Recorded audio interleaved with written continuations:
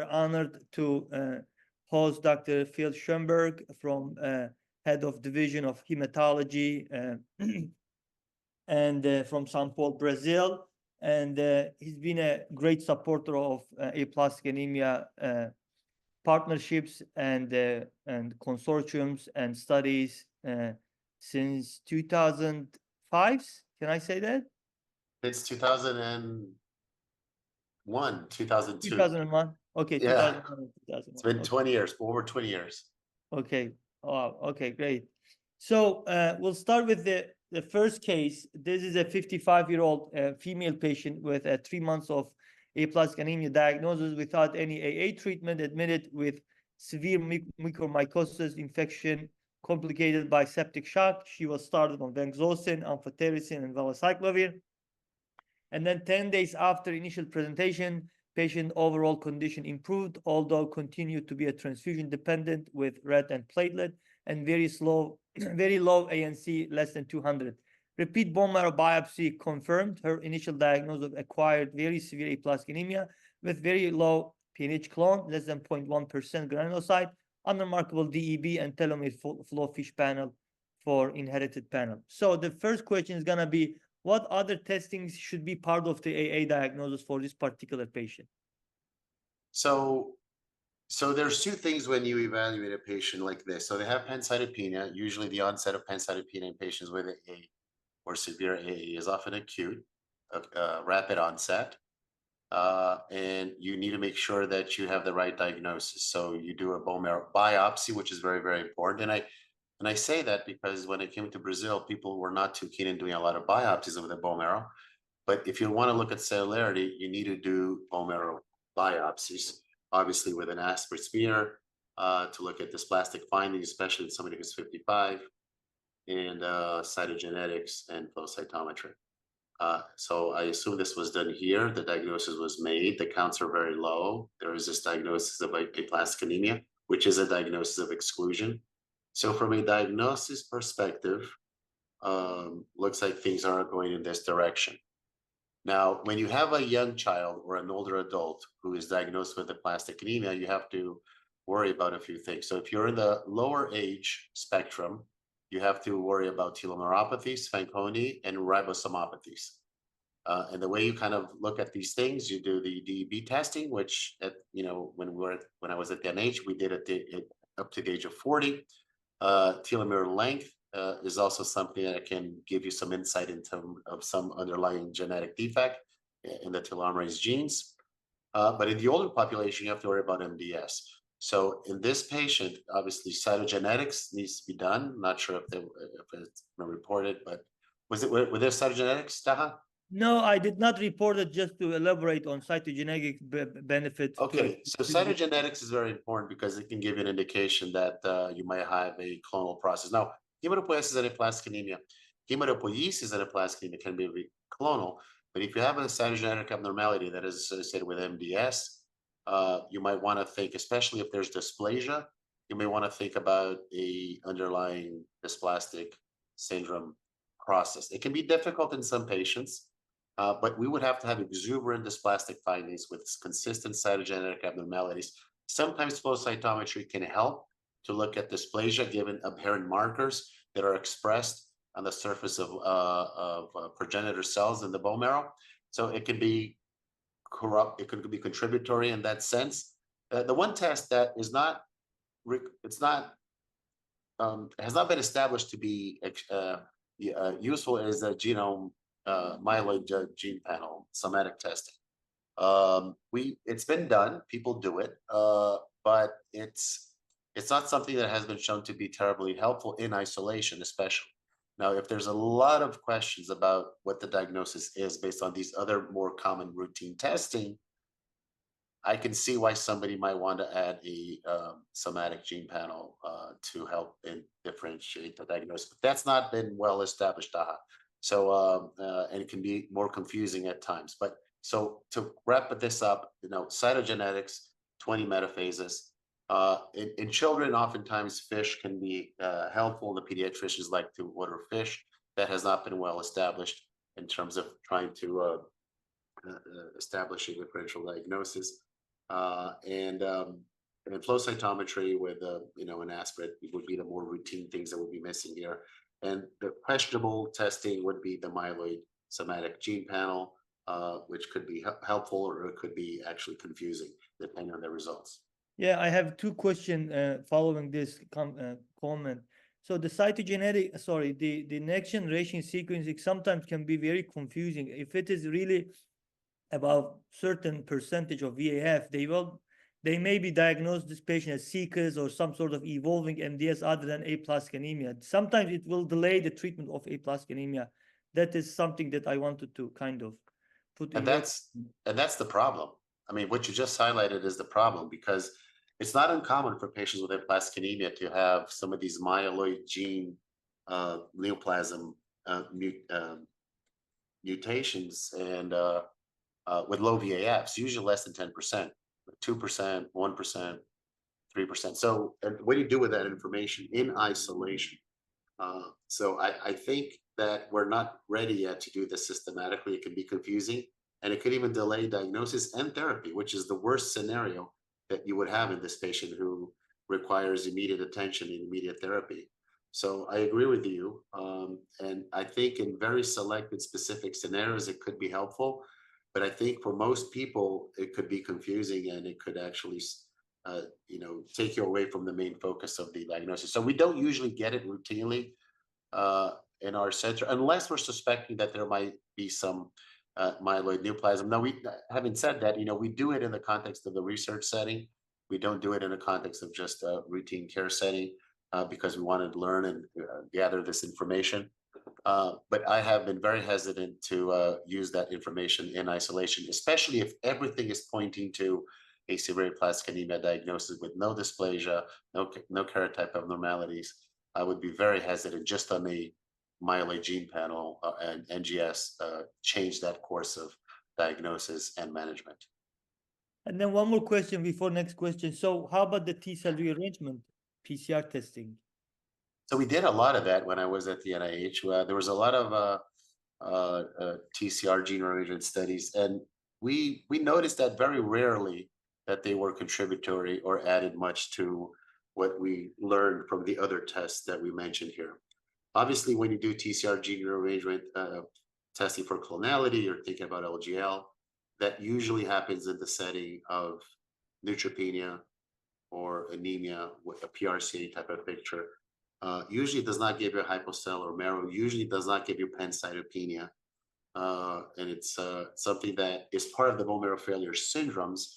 But in the right clinical context, you would think about LGL. But in this setting with severe pancytopenia, hypocellular marrow for age, I think you can have these LGL clones in aplastic anemia. So I don't think that would change our diagnosis. What we did for a number of years was to do spectrotyping and TCR sequencing to test for clonality to see if this patient had an immune aplastic anemia or if they were treated with ATG cyclosporin, and if they remained to have a clone TCR by TCR gene rearrangement, if that was a patient who was a higher likelihood of relapse, or if there was still an ongoing immune attack. But that didn't turn to pan out when we did that in more patients systematically. So I think it has limited value when you're looking at a diagnosis of severe aplastic anemia. It can be ordered. We used to order that routinely at the NIH, but I looked at our data. We rarely saw it being helpful, so we stopped doing that routinely. Now, if there's a suspicion for LGL, and I have a patient right now admitted at her center who's being treated for LGL, yes, but that's a different clinical scenario. Okay, gotcha. Okay, we can move to the next one. Again, the same case. How do you approach very severe aplastic anemia patient if they present with a fungal infection, especially like this patient, severe fungemia? This is a very practical question, and it's very unusual for a patient with severe aplastic anemia to present with mucormycosis. It's not something we see routinely. So when we looked at lots of data, looking at infectious complications over a course of since 1989 till 2009 or 2005, I don't remember now, over 25 years, with the main causes of infection in aplastic anemia, severe aplastic anemia, that were deadly were Aspergillus. And that was still, and we updated that data to include more recent data from 2000 to 2010. It was still aspergillus. Mucormycosis can be observed. It's unusual, especially on presentation, but it can happen. And it can be a very difficult fungus to treat because they might not respond very well to amphotericin-based regimens. You might require surgery to get rid of the fungus. But in this scenario, if you have a patient with severe neutropenia, you could then treat the mucormycosis as well as you possibly can. Once you have this under some control, uh, I would go ahead and treat the patient, because the longer this patient remains with neutrophils that are very low, the harder it's going to be for this patient to overcome infections like this. Now, the one thing we did at the end, we do actually, we started at the NIH and we published this. About 30 patients. We did granulocyte transfusions in a number of patients with very severe fungal infections that were not responding well to the optimal antifungal therapy. So this is something that could be done if you're running out of options and the patient is not doing well with your antifungal surgery. If you cannot operate, especially with mucormycosis, then granulocyte transfusions would be something that I would consider. It can be done relatively safely. I mean, it's not something that's done routinely, but in big centers, I think that can be done. And we do it here. We published 30 patients when I was at the NIH, and it has quite a good success record. I mean, if you do it in the right setting. Obviously, if the patient is too far out, too far gone, then the granulocytes are not going to be able to do miracles. But yes, we used to employ them relatively early once we, saw that this is an infection that would really compromise the patient's ability to stay alive and to initiate immunosuppressive therapy. Okay. So, how do you, can you a little bit allude on antimicrobial regimens before ATG administration for this like severe or very severe patient without active infection? Let's say the patient diagnosed, you are waiting for some time for the ATG administration. Do you normally routinely start them on antimicrobials? See, that is something, Taha, that is not established. Actually, it's not well established. It's established. So there's no specific literature on how to prophylaxis or preemptively. Obviously, if you have somebody with an infection, you treat. But before an infection, if you do something preemptively or primary prophylaxis or second, so it's not well established. And you see centers and places that have their own practices. I've participated in the past in advisory boards, and people with aplastic anemia or bone marrow failure, and that they ask, well, how many of you do this? How many do HSV prophylaxis? How many of you do antibacterial prophylaxis? And people raise their hand. How many use antibacterial and antifungal? And some people raise their hand. And so, how many use Bactrim or PCP or pneumocystis? So it was all inconsistent. Everybody did something different. There was no consensus. So that told you that there's no data. Now, we don't usually give a lot of anything, to be honest. And this is something I brought with me from the NIH. So we didn't usually give primary prophylaxis for anything, for fungus or for bacteria.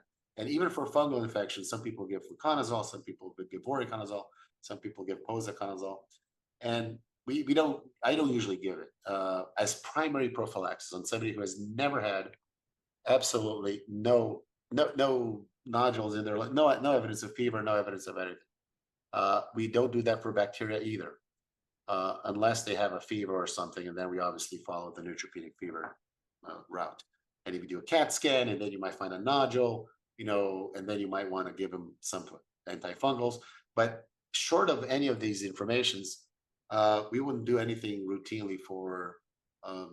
We wouldn't give primary prophylaxis for bacteria with quinolones or something else, neither for antifungals. Now, if there's a fever and we don't have an origin and it's not well established, and you find something funny in the lungs, then that's different. Then you might want to change and give something. But short of that, I don't usually give it routinely. But I understand that some people do it differently, that they give antifungal prophylaxis or they give antibacterial, or sometimes even both. And I haven't done it. And it has served me relatively well. I mean, I haven't had problems. with this approach. So no, we don't. I don't usually give these things routinely before starting EKG or once a patient is being diagnosed with a plastic anemia. Okay, got you. So you touch base on this granulocyte transfusion. The patient that I'm presenting now is a real patient we encountered 7 months ago or so, and she was diagnosed at outside facility, came to us because of this diagnosis. Initially was thought to she received some ATG at Mexico, but that was not real. And later on, we repeated the biopsy, confirmed the diagnosis, and she had a mucormycosis. And we did the granulocyte transfusion, granulocyte infusion. As you alluded, some benefit has shown on these people. Do you want to add anything to granulocyte infusion? Yeah, I'm a believer in granulocyte transfusions in this patient population. Remember, this is probably worse than leukemia in terms of neutropenia, right? You have a patient with leukemia, you give them induction chemotherapy, and after 4 weeks, 5 weeks, they recover their neutrophil counts. In this patient population, they don't recover anything. They remain severely pancytopenic, and you don't have any periods of neutrophil recovery.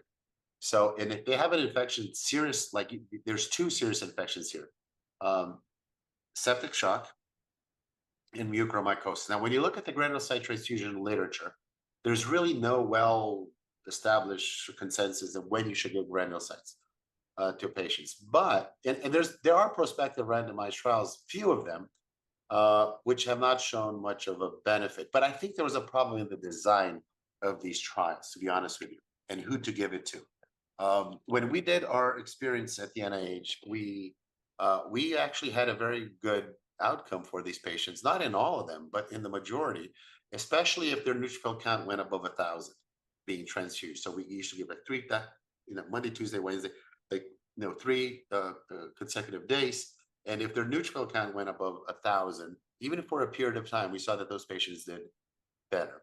So I think, so there's no consensus on when to give granulocyte transfusions. But having said that, what is quote unquote generally accepted would be that if you have a patient like this with severe neutropenia and with no prospect of this neutrophil count recovering, at least in the next week or two, that if somebody has a fungal infection, a serious fungal infection that is not responding to proper, adequate antifungal therapy, and this patient is going to die. So granulocytes, I think, play a huge role in controlling this infection, helping in controlling this infection and giving more time for this marrow to recover. Now, that's something that I think very few people will argue with. Now, for bacteria, it's a little less clear, but if you have somebody with severe sepsis that is not responding well to antibiotics because there's a pattern of resistance that's very hard to treat, or if they're getting adequate therapy, but they're just not recovering from the infection with the antibiotics, I think at that scenario, granulocytes would be reasonable to consider. I think most people are more comfortable with giving it for fungal infections, but I've used it also for very difficult to treat bacterial infections. In this patient, I would not hesitate to give granulocyte transfusions because this patient has two serious infections, especially the fungal infection, which this patient is not going to recover without recovery of neutrophils. Okay. Yeah, I agree. Thank you. So when do you, I mean, we touch base on this, when do you delay the ATG administration or holding, especially with like this severe or very severe patient? So do you want to add anything else, what you said? Yes, I think this is a major question, Taha. Let me tell you why, because we see a lot of patients here in my center, or I see a lot of patients at second opinion. Like I saw a patient this morning, it was 7 o'clock my time. And it was a patient who is in the hospital. The patient has fever, it just happened a few hours ago. I was talking to the family. And the patient is admitted, getting transfusions, getting antibiotics, and they're waiting to give the ATG. And the reason is because the patient has a little bit of fever, has a little bit of this, a little bit of that, no fungal infection, no anything. They're just waiting. And if you have an established infection and you have that infection under control, that is, you've identified a pathogen and you're giving the proper antibiotics, or you have a antibiogram that you can have the resistance, you're treating this patient, and the patient's doing better, the fevers are going away, but you haven't cleared the infection yet. That is the proper time to give ATG. You don't need to have a completely resolved infection in order to give horse ATG, especially horse ATG. For rabbit, it would be more problematic. But for horse ATG, which is only a modest immunosuppressant, you don't need to have an eradication of the infection before thinking about giving a horse ATG, because then you're going to lose a lot of time. And these patients are not going to get better without neutrophil count recovery. So that is a critical thing, So once you have this under control, got them on the proper antibiotics, they're stable, either for bacteria or for fungus, you just go ahead and give horse ATG, cyclosporin, and ultramopag, the triple therapy. I would not wait for their infection to be completely cleared, which is a problem. I told the patient and the family this morning. So I think that's a very important message to have here, is that you need it under control. You don't need it completely eradicated before starting ATG. Got it. Okay, great point. So what's your platelet count threshold for when you're giving ATG and after the ATG as well? Do you have any different threshold during the ATG administration? Yeah. So without ATG, if somebody's, without starting antithymocyte globulin, I think 10,000 is a reasonable threshold. That's something we use routinely, and it has served us well. We haven't had any major complications. Remember, the platelet count in these patients are normal. I mean, they're functionally they're normal. They're just not enough number of platelets. Different from MDS or myelodysplastic syndrome, where you might have also a functional defect of these cells like platelets or neutrophils. So without the ATG administration, we usually use 10,000 as our threshold for primary prevention of bleeding. Now, when we're going to start ATG, we like to keep it a little bit higher at about 20, if possible, because some of these patients might be difficult to transfuse because of, they're not, having great increments in their platelet count. But if that's possible, which is usually the case in most places, if you're giving filtered and irradiated platelets or blood products, they should have an increment. They should not be aluminized. So we then go up a little bit higher, and we go up to 20,000, just because ATG can bind to platelets, and then it can bring that count down very quickly. So if you're starting from something like 20 or higher, you will drop to 8,000 or 7,000 the next day or two. But if you're starting from 8,000 or 7,000, that's going to go to less than 5,000 clearly. And that might put patient at a risk of significant bleeding. So again, there's not a lot of literature or data to support what I'm saying. This is just one of these common practices, common sense, it's accepted. But if you have a patient that is difficult to get to 20,000, we've given ATG to patients with 16,000, 15,000, just because the patients were not having increment, and it's not a problem as well. So yes, so primary prophylaxis 10, for ATG administration 20,000. Okay. Gotcha. So, I mean, this patient, fungal infection somehow controlled and ATG planned and consented. So at the point that we are going to administer horse ATG, what is your comment for attenuated dose that was published by Michigan Group and confirmed with MD Anderson? Yeah, we haven't usually done the attenuated dose. I'm aware of the data of giving attenuated doses of ATG for patients who are too comorbid, older, having a lot of problems, underlying problems. I just don't know if that is actually beneficial in terms of 40 milligrams per kilo for 4 days, which is 160 milligrams per kilo total. So the regular ATG, horse ATG dose is 40 milligrams per kilo times 4, which is 160. Although if you look at the package insert, it still has 20 milligrams per kilo for 8 days, which is a total of 160.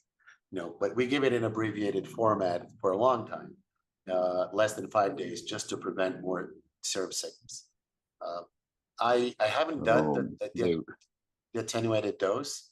If the patient is eligible for ATG, I give it the dose that has been used in most trials in the United States, Europe, and Asia, which is 40 milligrams per kilo times 4 of horse ATG. Yeah. I don't know if you give 20, if you're going to alleviate the toxicity, if 20 is better than 40 in terms of side effects. I don't think that has been looked at in a controlled setting. And you might, in theory, be losing probably some efficacy. We don't know. Again, we don't know what the right dose of ATG is. There has never been a dose finding for horse ATG based on safety and efficacy. So it's somewhat historical, and it's given, and it's accepted, and it's adopted, and it's applied, the 40 milligrams per kilo times 4. And we don't know if lower doses is as beneficial, or it's better tolerated in terms of the infusion-related toxicity that can be associated with a animal protein like horse ATG. It can be effective. We know that. I have given lower doses because of real kidney and a lot of issues with toxicity. Very rarely, and patients have responded. So we know that can be effective, but I just know if it's as effective. So I tend to give what we have been doing in clinical trials for the last 20 plus years, 25 years or 30 years almost, which is giving 40 milligrams per kilo times 4. But I can see why somebody might want to give an attenuated dose, thinking that you might attenuate also some of the side effects, the toxicity, improve the tolerability, and hoping that you are retaining the same efficacy. So yeah, so just to, in the lieu of the same question, I mean, when we had the patient, anyway, so what is your really patient phenotype that you will say no for ATG? Like, I understand, debilitating. Do you have any performance status scoring that you use for particularly for ATG administration, or not really? So it depends. So because I've given ATG to probably several hundreds of patients over the years, I'm pretty comfortable in giving it to patients even up into their 70s and 80s, and I haven't had problems, given the traditional 40 milligrams per kilo times 4 days. So I think it all depends on your experience and your center's experience of giving it this drug. But having said that, I think if you have somebody who's probably going to tolerate very poorly a bad severe infusion reaction, because there's a lot of cardiac problems, they have a very bad performance, or you just get a sense that they are not going to do well if they have a bad infusion reaction. I would probably think twice. Now ATG, the other thing that is not also established is the infusion rate. It can be given in 4 hours. Some people give it for 6 hours. And I think you can go up to 24 hours. I mean, so ATG can be infused very slowly, and that could really mitigate and attenuate a lot of the side effects that are associated with the infusion of horse ATG. So yes, what I would do is, if I were concerned, I would probably give a slower rate of infusion. But again, not a lot of evidence to support that. But I would probably give a slower rate of infusion with a 40 milligrams per kilo, instead of trying not to give it or giving it a lower dose. Now, which patient do I consider really not eligible for horse ATG? It would have to be Taha, somebody who's really, really frail, very frail. Obviously, age usually is associated with frailness, but not only age, and comorbid. Where do I draw the line specifically? I think that's harder to tell you. I would have to see the patient and get a sense and getting a feeling for the patient. But they would have to have quite a bit of frailty and comorbidity, especially cardiac, because those patients actually might have a harder time tolerating any infusion-related reaction. Now, keep in mind that horse ETG is only a modest immunosuppressant. It's not terribly immunosuppressive like alemtuzumab or thymoglobulin or rabbit ATG. So I'm not that concerned in terms of the immunosuppression, but it would just be the infusion-related toxicity, which usually happens in the first day or two, and then that's gone. You might have more trouble, Taha, running into the cyclosporin toxicity due to kidney issues than you might have with ATG. We did a trial, just to finalize, we did a trial which was published earlier this year in Lancet Hematology, which was investigating an ATG-free regimen with cyclosporin plus eltrombopag, and that recruited older patients, frail patients, comorbid patients. More than half the patients had a ECOG performance status of 1. So this was defined by the treating physician. It was not defined by protocol, who these patients would not be considered for ATG. That was left open and subjective. And cyclosporin eltrombopag actually can be effective. It is active. It can be effective. But if you look at the data with horse ATG cyclosporin, or even horse ATG cyclosporin eltrombopag, indirect comparison, because this was a phase 2 one-arm study without a control arm. But if you look at indirectly, it looks like the patients who were treated with cyclosporin eltrombopag alone did not fare as well as those patients who were treated in other cohorts with a horse ATG based regimen. So I think if you can give horse ATG, the patient is probably better off in getting horse ATG as part of their immunosuppressive regimen, rather than just to give a sort of cyclosporin plus eltrombopag. Okay, gotcha. Okay, so do you want to elaborate on what is your alternative regimen for unfit ATG patients? Like you mentioned about Campath, but do you have any other? You mentioned about combination of this eltrombopag with cyclosporin. Yeah. So Any- one thing I've seen people do is to, for unfit patients. So one thing that, and this is part of the conversation I was having this morning. So if you start with, one thing I've seen people do is you can start with cyclosporin eltrombopag and see how the patients do, because that's easy to give. I mean, there's the kidney toxicity with cyclosporin. Eltrombopag is very well tolerated. There's some hepatotoxicity that can happen, but that's usually very manageable in the majority of patients. So you can do that and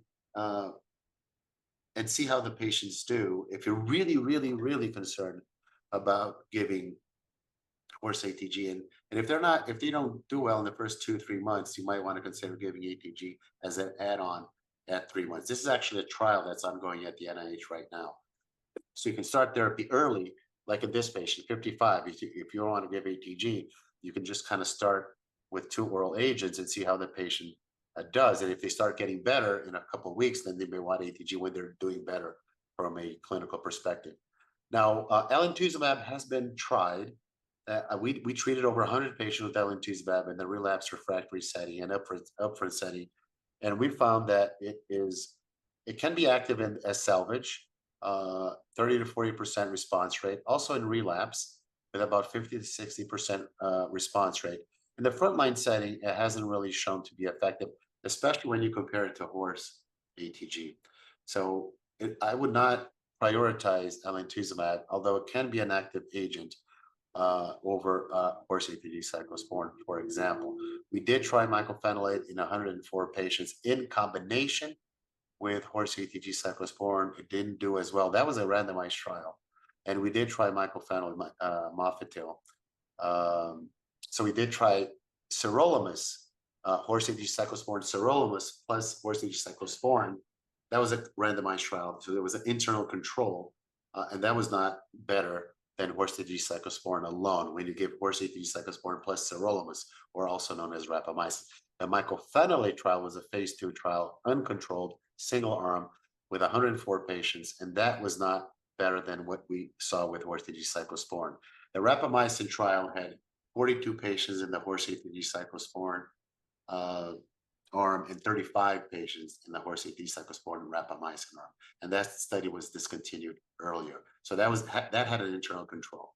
The mycophenolate study was a single arm, 104 patients, and that was not better than giving horse ATG cyclosporin alone. So tacrolimus is something that people have used on the occasion. There's very little data on tacrolimus versus cyclosporin. Some people say that, oh, tacrolimus is better tolerated than cyclosporin. We don't know that as a fact. It's also a calcineurin inhibitor, so it's probably an active agent, but not very well studied. So unfortunately, we don't have a lot of other agents. The eltrombopag is the drug that has been more developed in the last 10 to 12 years in combination with, it started out as a single agent in relapse refractory setting, at a dose of up to 150 milligrams. It had a 40 to 50% response rate. And from 2011, 2012 onwards, it was used in combination with horse ATG, cyclosporin, and eltrombopag in 2 large prospective trials. One American, which was non-controlled at 92 patients, showing that based on historical comparison, it was a better regimen with 3 drugs versus 2. And the European race trial that had about 100 patients in each arm that compared 2 drugs, horse ATG, cyclosporin versus horse ATG, cyclosporin, eltrombopag, and this arm was better than horse ATG, cyclosporin alone. Now, the other TPO agonist is romiplastin, which has been studied out of Japan and South Korea, and they have shown also romiplastin to be active in aplastic anemia as a single agent, and I know in a relapse refractory setting, usually high doses, up to 10 micrograms per kilo weekly. They're going up to 15 or 20, even higher doses. Now they're using in combination with immunosuppression in earlier lines of therapy. So I just summarized basically everything that has been tried. The quote unquote new kid on the block are the JAK2 inhibitors, which has been shown in preclinical models to be active in aplastic anemia by abrogating the interferon gamma signaling using the inhibition of the JAK pathway. This is being studied now in humans, and there are some trials, early phase development using anti-interferon gamma products that could also be effective in marrow failure syndromes or aplastic anemia. So this is, in a nutshell, what has been investigated and what is currently being investigated in the setting of aplastic anemia. Okay. So, so what is your way of prophylacting the serum sicknesses? I mean, we know serum sickness can be a problem after the ATG administration. Absolutely. Yeah. Steroids. The only reason to give steroids in aplastic anemia is to give it for a serum sickness prophylaxis. There's no role for steroids as therapy in the management of severe aplastic, 0. Now, having said that, we see a lot of patients in Brazil and a lot of patients around the world because we do a lot of opinions that still get steroids. Now, that only adds to comorbidity. The worst infections I've seen in aplastic anemia were patients who got steroids, high dose steroids, before they got ATG or went on to transplant. So it can be very detrimental. So the way we give it for serum sickness prophylaxis, you give 1 milligram per kilo of prednisone. Usually we start the day before. You also give it in the morning of, and then you give it for 10 days, 1 milligram per kilo. Can be given orally. And then after 10 days, if they haven't had any serum sickness, you can do a quick taper from day 10 to day 17, and then you get them off steroids completely by day 17 or 18. And that's how it should be done. You should not continue steroids for longer.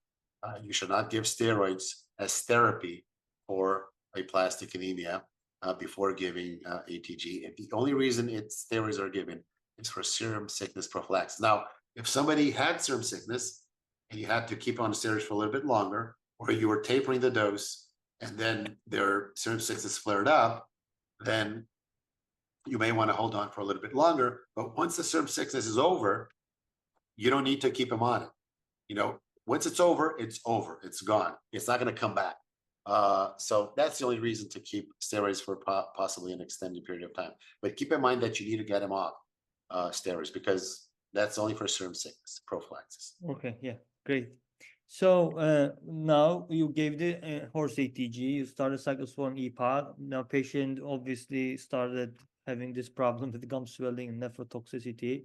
So I want you to kind of dichotomize creatinine level above 2, less than 2 and above 2 management for cyclosporin nephrotoxicity. Yeah. So obviously it's very important to monitor serum levels, trough levels of cyclosporin to make sure that this patient is getting adequate doses of cyclosporin, not too much. So the trough level that has been more widely studied has been between 200 to 400 nanograms per ml or micrograms per liter. And that's a trough level that is very well established.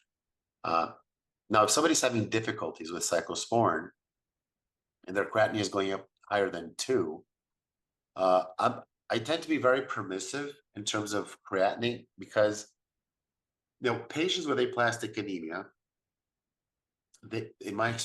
hundreds and lots of patients, they die of marrow failure. I've never had a patient with aplastic anemia die of renal failure, never. But I had several who died of marrow failure. So you have to prioritize their marrow failure recovery. We had a patient just recently who he was in his late 40s who he got triple therapy, ATG, cyclosporin, trompad, very sensitive to cyclosporin. His creatinine went up to 2.5, and we kept pushing because his marrow had to recover. Otherwise, he would have a lot of complications. Still getting a lot of transfusions, and so I actually let the creatinine go a little bit higher, to 2, up to 2.5 even. I think once he started getting up to 3, I started getting a little bit more concerned, but I tend to go and prioritize. Now, you may want to keep the cyclosporin level a little bit lower if their creatinine is something that is bothering you, and between 100 to 200 is okay. There's data to support that that's also therapeutic level. And if you're really running into trouble, my recommendation would be to give as much cyclosporin as you possibly can. So if you have somebody who's not tolerating, their creatinine goes up to 3 with 150 BID, you stop it, they go down. The creatinine, start at 50 twice a day and see how they go. And if they're doing 1.6, 1.7 creatinine, go to 75. They stay at 1.8, go to 100. They go to 2.1, 2.3. You may want to stop. Give as much as you possibly can. Because some cyclosporin is better than no cyclosporin, and that'll just have to be a fine-tuned management of how much you can give. So that's usually how I manage these patients. Usually, I can give some cyclosporin in the majority of patients. It's very rare for me not to be able to give any cyclosporin, and I always try to reach that trough of 2 to 400. If not, I say between 1 and 200. Okay, got you. So let's say the patient is not tolerating cyclosporin because of some nausea, vomiting, rather than nephrotoxicity. Do you elaborated on this for tacrolimus? Yeah, mTOR inhibitors. I haven't done it. I have not done it. I know that people have done it, and with anecdotal experience saying that, oh, this tacrolimus is better tolerated, or my patient did better, they had less this, less that. So it's not something again, because I can keep my patients on cyclosporin, the vast majority of them, if not all of them. I really had to think about an alternative. Now I have had on the occasion these patients, and I'm remembering now an older patient I had that I treated in 2021, 22. She was very sensitive. She was like in her mid 80s. I mean, she was very sensitive to calcineurin inhibitor, cyclosporin, and she really ran into trouble with her creatinine. So I did, and I had to really not give her or stop it, even the lower doses. But she had other medical problems as well. It wasn't just a cyclosporin. And in that case, I didn't really think about giving her tacrolimus because I didn't think that tacrolimus would be much better tolerated. In that case, I ended up giving her sirolimus, which is a different agent that has not been shown to be effective and given in combination with ORCTD cyclosporin. But in isolation or with no cyclosporin, I think there's some data that suggests that it could be active, especially in preclinical models. So I ended up giving her, sirolimus. I didn't switch to tacrolimus, but I think that some people have experiences and would say that it's a better calcineurin inhibitor to give in terms of tolerability. So I think that's okay. I just don't think it's going to make a huge difference in terms of side effects. But that's something that I don't usually do it. Okay. So you started the treatment, 6 months passed, and the patient is CR at this point. How do we know if the cyclosporin and Promacta after 6 months? Yeah, so that's an excellent question. So the trials that investigated eltrombopag or Promacta in the frontline setting stopped eltrombopag by 6 months. If you look at the American trial, the NA trial, it stopped cold turkey at 6 months. If you look at the European race trial, which was a randomized trial where it compared horse AT cyclosporin versus horse AT cyclosporin ultramapag, it stopped at 6 months, or it could stop at 3 months even if the patient had a CR by 3 months.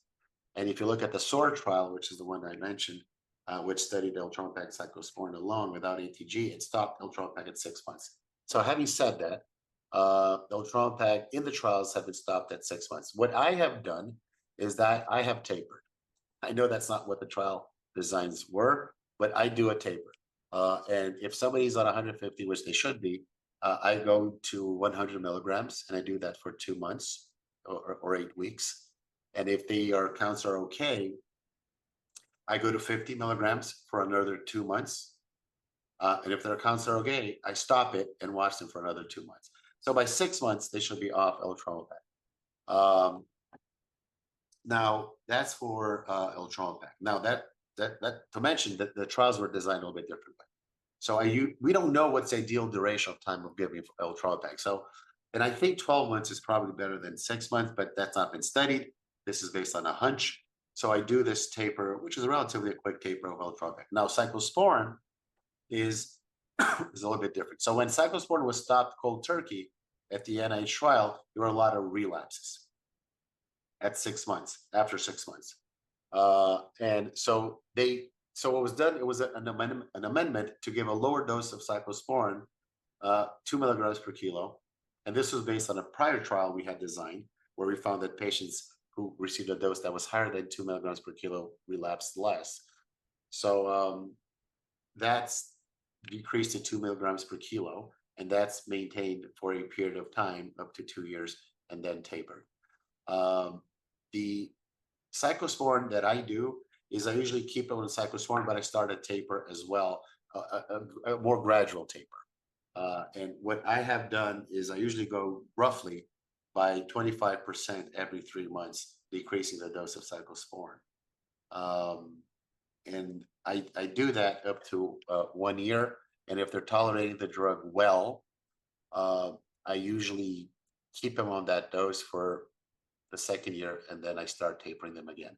So it all depends on the patient's tolerating the medication and how the counts are doing. But in terms of the sequence, I usually try to get them off ultramapag first and keep them on the tapering doses or low doses of cyclosporin later. So that's how I usually do it. So if they have kidney problems, Taha, you may want to, I don't usually stop them right away, but I had a patient recently who's having a lot of kidney problems. He reached a 6-month mark on ultramapag cyclosporin.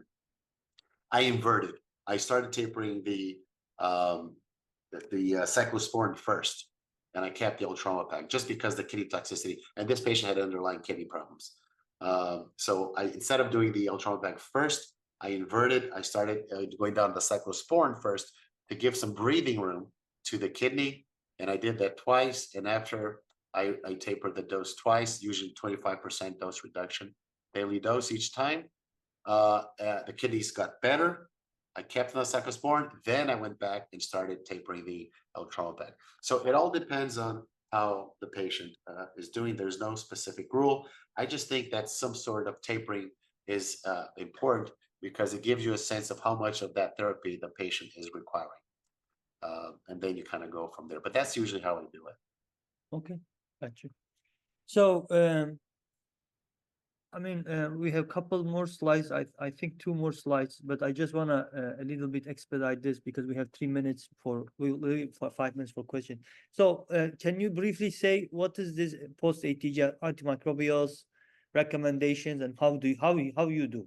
Basically? No routine, again, no standard of care. What we do, give acyclovir prophylaxis and PJP prophylaxis. So I give Bactrim 2-3 times a week, double standard, either Monday, Wednesday, Friday, and acyclovir. I don't usually give primary prophylaxis for antibacterials or antifungals, unless there was a concern for having a fungal infection or unless they had early bad bacterial infection.